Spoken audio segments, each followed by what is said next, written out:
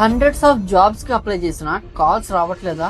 అయితే ఈ real reasons వల్ల అవ్వచ్చు. Let's reveal what most people won't even mention you. కాకపోతే ఒక చిన్న డిస్క్లైమర్ అయితే ఇచ్చేస్తాను. రెజ్యూమేలో రిలవెంట్ కీవర్డ్స్ యాడ్ చేయండి, ఏటీఎస్ ఫిల్టర్ పాస్ చేయండి, ఇవన్నీ బేసిక్ కామన్ సజెషన్స్ మీకు ఆల్రెడీ తెలుసు. ఈ వీడియోలో మనం ఆ రొటీన్ స్టఫ్ స్కిప్ చేస్తున్నాం అనమాట. మనం ఇప్పుడు 3 లేయర్స్ డీప్ వెళ్తున్నాం. So segment 1, the invisible black list. Most job seekers కి తెలియని విషయం ఏంటి అంటే, కొన్ని కంపెనీస్ సైలెంట్ గా మల్టిపుల్ రోల్స్ కి మీ ప్రొఫైల్ ని బ్లాక్ లిస్ట్ చేస్తాయి. కానీ ఎందుకు?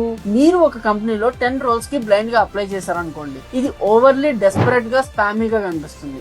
సేమ్ జనరిక్ రెజ్యూమేని ఇర్రిలవెంట్ రోల్స్ కూడా యూజ్ చేశారనుకోండి, ఇది కేర్లెస్ అప్రోచ్ ని ఇండికేట్ చేస్తుంది. లేదా ఫ్రీక్వెంట్ గా అప్లికేషన్స్ విత్డ్రా చేశారనుకోండి, ఏటీఎస్ సిస్టమ్ దీన్ని సస్పిషియస్ గా కన్సిడర్ చేస్తుంది అనమాట. మరి దీనిలో ఒక రియల్ ఇన్సైట్ మనం వెళ్తే, ఒకసారి ఏటీఎస్ లైక్ గ్రీన్ హౌస్ గానీ, వర్క్ డే గానీ, ఇప్పుడు నేను చెప్పిన కూడా ఏటీఎస్ సిస్టమ్స్ అనమాట. వీటిల్లో రెడ్ ఫ్లాగ్ కనుక అయితే మీ ప్రొఫైల్ ఫ్యూచర్ ఫిల్టర్స్ లో ఎప్పటికీ కూడా కనపడదు అనమాట. ఈ సైలెంట్ బ్లాక్ లిస్ట్ అనేది చాలా మందికి తెలియని విషయం. సో మల్టిపుల్ కంపెనీస్ కి 10 రోల్స్ కి బ్లైండ్ గా అప్లై చేయకూడదు. అన్ని రోల్స్ కి అప్లై చేయడం అనేది తప్పు. అండ్ రెండోది వచ్చేసి జనరిక్ రెజ్యూమేని ఇర్రెలవెంట్ రోల్స్ కి పంపించడం అనేది తప్పు. అండ్ ఫ్రీక్వెంట్ గా అప్లికేషన్స్ విత్డ్రా చేసి మళ్ళీ అప్లికేషన్ వేయడం అనేది కూడా తప్పు. సో ఇదైతే మీరు అర్థం చేసుకోవాలి.